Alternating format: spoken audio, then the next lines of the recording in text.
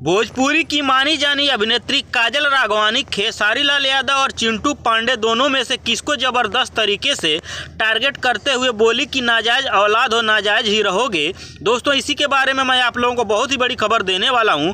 तो दोस्तों अगर आप मेरे चैनल पर नए हैं तो वीडियो को दिल से लाइक करके ग्वाल आरबी चैनल को सब्सक्राइब करना बिल्कुल न भूलें। तो आइए दोस्तों बिना समय लेते हुए वीडियो को शुरू करते हैं। तो दोस्तों मैं आप लोगों को बताना चाहता हूँ कि काजल राघवानी अपने इंस्टाग्राम ID पे एक स्टोरी लगाती हैं और स्टोरी में लिखती हैं कि कुछ स्टार जो खुद को बहुत बड़ा समझ रहे हैं, भगवान करे स्टार बने रहें आप लोग, मगर अपने चमचों को समझा दो कि दूसरों के नाम से ना खेलें, वरना जब बोलना स्टार्ट किया तो चमचों को बाद में असर होगा, पहले स्टार पे ही असर होगा। और आगे लिखती हैं, और सुनो बेटा नाजायज औलाद हो नाजायज ही रहोगे, बेटा सिर्फ डायरी में नंबर लिखो, उसी के लिए रखा है तुमको बेटा बना के। दोस्तों यह बात इस समय सोशल मीडिया पर काफी तेजी से चर्चा में चल रही है।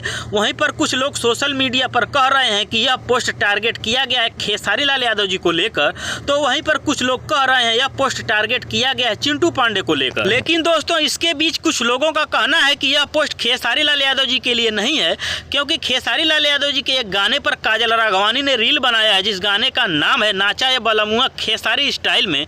अगर खेसारी लाल यादव को टारगेट की होती तो उनके गाने पे रील नहीं बनाती, ऐसा लोगों का कहना है। तो दोस्तों वह स्टार कौन हो सकता है जो कि इस समय काजल राघवानी से कुछ पंगा चल रहा है? तो दोस्तों मैं आप लोगों को बता देना चाहता हूं, खेसारी लाल यादव जी के बाद सबसे ज्यादा गहरी दोस्ती अगर काजल राघवानी की हुई है किसी से तो वह है चिंटू पांडे। और इस समय सोशल मीडिया पर कुछ सुनगुनाहट चल रही है कि काजल राघवानी और चिंटू पांडे में कुछ अनबन चल रही है। दोस्तों इसी बीच काजल राघवानी द्वारा किया गया यह पोस्ट हो सकता है चिंटू पांडे या उनके किसी चमचे को लेकर। धन्यवाद दोस्तों।